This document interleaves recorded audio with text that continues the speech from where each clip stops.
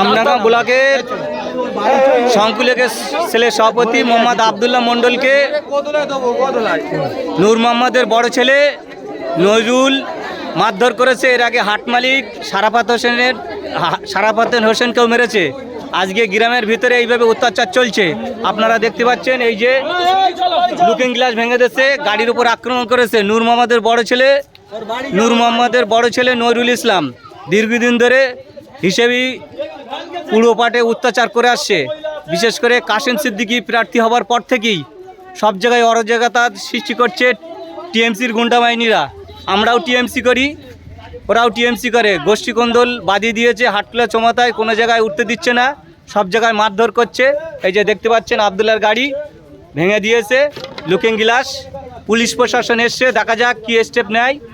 Police প্রশাসন কী step নেয় সেই আস্থায় বসে সেই অপেক্ষায় বসে আছি। বড়বাবু সাহেব এসছে, দেখা যাক কী হয়।